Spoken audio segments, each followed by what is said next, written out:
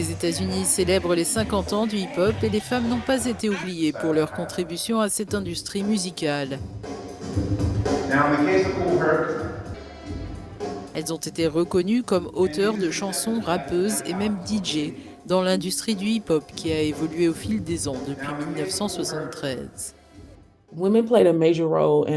Les femmes ont joué un rôle majeur dans les 4 aspects de la culture hip-hop: graffiti, breakdance, DJ et MCing. Le hip-hop n'existe pas sans les femmes à tous les niveaux. Depuis la sortie du premier disque de rap par un groupe exclusivement féminin, The Sequence, intitulé Funk You Up en 1979, les rappeuses ont toujours fait partie de la scène hip-hop depuis ses débuts. Les femmes se sont battues pour s'imposer dans le hip-hop et exiger d'être reconnues.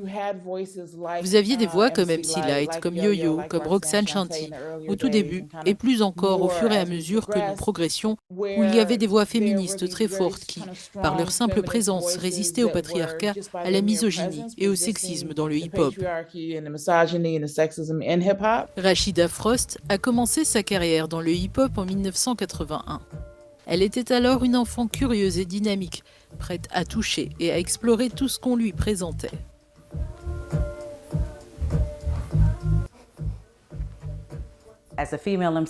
En tant que femme MC, il fallait gagner le respect, vous savez. Et il fallait se montrer et se faire remarquer.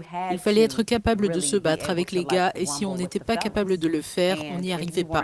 Surtout à Atlanta, où je participais à des spectacles avec 1 million de rappeurs masculins, alors que j'étais la seule femme à avoir obtenu un billet. Mais j'y vais et je travaille 3 fois plus dur. Les femmes sont passées d'une esthétique calquée sur celle des hommes à l'affirmation de leur sexualité dans leurs textes, jusqu'à remplir les stades pour leurs propres concerts. À l'occasion du 50e anniversaire du hip-hop, les rappeuses continuent de briller, prêtes à relever toujours plus de défis.